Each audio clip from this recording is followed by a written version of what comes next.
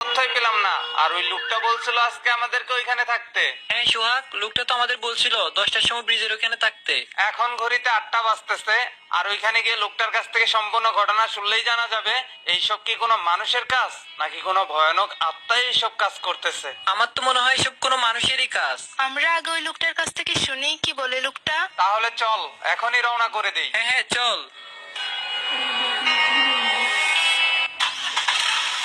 ওই লোকটা তো বললো 40 বছর আগে ওনার বাবা ওনাকে এই ব্রিজটা সম্পর্কে বলেছিল। কি এমন হয়েছিল এত বছর আগে ওই ব্রিজটাতে? ও শিট, ব্রিজের এখানে আস্তে আস্তে 10:30টার উপর বাজে গেছে। আমাদের আসতে লেট হয়ে গেছে। লোকটা কি এইখানে এসে আবার ঘুরেই চলে গেছে নাকি? ওই তো লোকটা ওইখানে দাঁড়িয়ে আছে। যাক কপাল ভালো, লোকটা আমাদের জন্য ওয়েট করতেছে। সোহাগ, ইসমা, গাড়ি থেকে নাম। সরি আঙ্কেল, কিছু মনে করেন না, আমাদের এখানে আসতে একটু লেট হয়ে গেছে। আচ্ছা সমস্যা নাই, তোমরা যদি এখানে নাও আসতা আর কিছুক্ষণ আমি অপেক্ষা করতাম তোমাদের জন্য।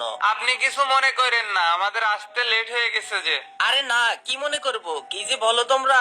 আচ্ছা আঙ্কেল, আপনি তো এই ব্রিজটা সম্পর্কে আমাদেরকে আজকে কিছু বলতে চাইছিলেন। হ্যাঁ, সেই কারণেই তো এখানে আসা। তাহলে আপনি ঘটনাটা বলতে শুরু করেন। আমি তোমাদেরকে যেই ঘটনাটা বলবো সেইটা শোনার পর তোমরা বিশ্বাস নাও করতে পারো, তবে আমি আমার বাবার কাছ থেকে শুনেছিলাম, আর আমার বাবা তো আমাকে মিথ্যা কথা বলবে না। আপনার বাবা আপনাকে যা বলছে সেটা আপনি আমাদেরকে বলেন। তাহলে আমার কথাগুলো তোমরা সবাই মন দিয়ে শোনো। হ্যাঁ আঙ্কেল, আপনি ঘটনাটা বলতে শুরু করেন। আজ থেকে প্রায় 40 বছর আগের ঘটনা। কি ভাবতেছেন কি কন্ট্রাক্টর সাহেব? অনেকক্ষণ ধরে দেখি চুপ করে দাঁড়িয়ে আছেন। সাইদুল, ভাবতেছি এই ব্রিজটার বিষয় নিয়ে। এই ব্রিজটা নির্মাণ করার জন্য আমি 1 কোটি টাকার উপরে কন্ট্যাক্ট নিয়েছি। আর ভাবতেছি এজন্যই এই ব্রিজটা নির্মাণ করার জন্য এর আগে অনেকজনে কন্ট্যাক্ট নিয়েছিল।